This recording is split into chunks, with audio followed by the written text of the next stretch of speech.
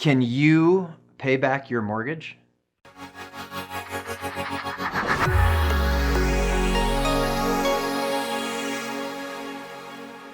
In our second section of the pre-qualification puzzle, we're going to be looking at debt to income. Any financial institution that's going to lend you hundreds of thousands of dollars wants to know they're going to get their money back. Can you repay that loan? As the saying goes, there's two sides to every coin.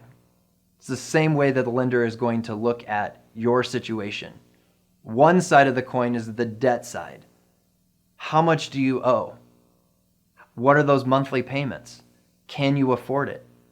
The second side of the coin is going to be the income side. Your employer, employment, how you get paid, how much you get paid. That is what the lender is going to use to determine, is it worth taking a risk on you? Let's start with the debt side of the coin. The lender is going to be looking at all of your debt obligations. They don't care so much about your budget. They're not looking at your food budget or what you pay for utility bills or your cell phone bill. They're looking at what are your debt obligations. Most of the time, this is what shows up on a credit report, but not all the time. Certain things such as alimony, child support, HOAs, other liens or private party notes won't show up on your credit report, but are still considered as part of the debt obligation. So it's super important that you're communicating all of those obligations to your lender.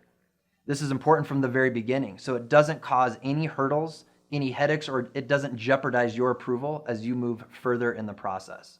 When a lender is looking at your debt obligations, the most important number to the equation is going to be your minimum monthly payment. You may choose to pay extra or pay more than your minimum. From a lender's perspective and on paper, all they care about is the minimum monthly. For example, if you have a credit card that's $20,000 and you choose to pay $500 a month just to get ahead and pay that off, but your minimum monthly is only $100 a month, that's the number they're going to use to determine your qualification.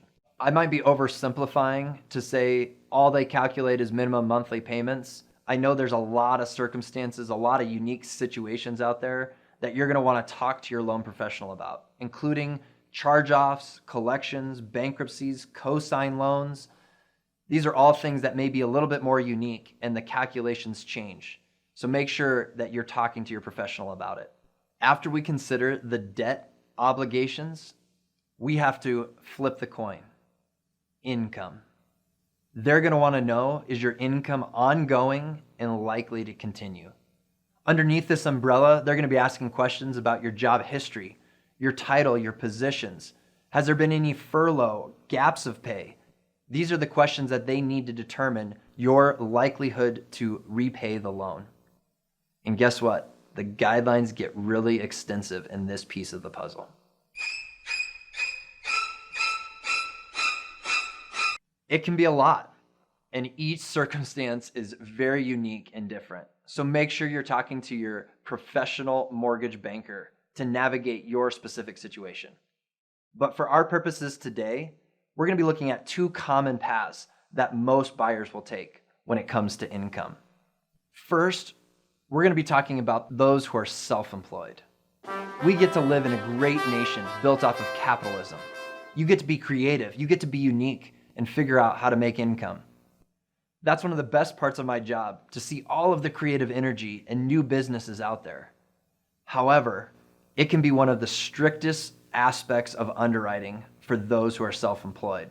The reason for this is because oftentimes those who are self-employed have fluctuating income. That makes it much more difficult for the lender to determine what the stability of income actually looks like. In some of their calculations, they've determined a way to do this. They're going to be looking at your last 2 years of tax returns. Included in that, they might ask for year-to-date P&Ls or current bank statements, other ways to prove that you're still making the income that's reported. Self-employed loans happen every day, so don't be intimidated. But I do want you to be prepared because it could affect your timeline. I want you to be prepared that they may be asking more questions and they may need more documentation. As you work with your loan professional, you will be able to get to the pre-qualification that you need and get into a home. Secondly, we're going to look at a standard W-2 employee, someone who gets paid hourly or salary. And we're going to look at a specific example to walk through real numbers so you will see how a lender is going to calculate your debt to income ratio. Let's say that we have somebody who makes $120,000 a year, or let's call it $10,000 a month. For many loan programs and different lender programs, oftentimes you can qualify someone up to 40% debt to income ratio. Many programs actually have potential to go higher than that, but let's just say for our example, we're going to use 40%.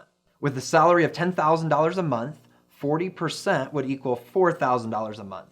This would be your max debt allowed to still qualify. Let's say the same buyer has other debt. Let's say they have $500 a month as a car payment, $250 a month as a credit card bill, another $250 a month for a student loan, or a total of $1,000 a month as their other debt obligations. Well, if we take that equation, this would allow for their $4,000 of total qualifying, less their $1,000 of current debt obligations, would have a remainder of about $3,000 a month.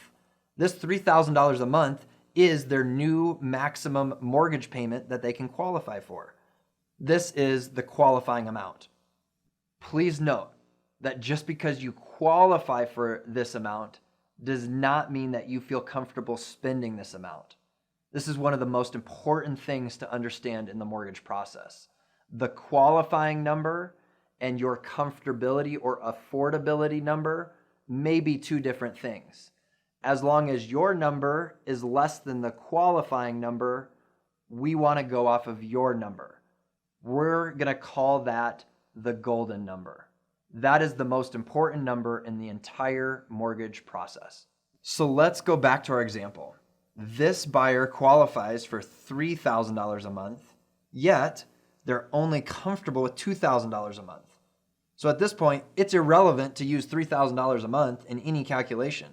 From this point forward, your mortgage banker should only calculate all of your numbers based on your golden number. No one can determine this golden number but you. So remember, look at your budget. Get trusted advice. If you need help on personal finances or budgeting, we have a list of resources available for you. Once we have your golden number, now we can determine how much house you can afford. So stick with us.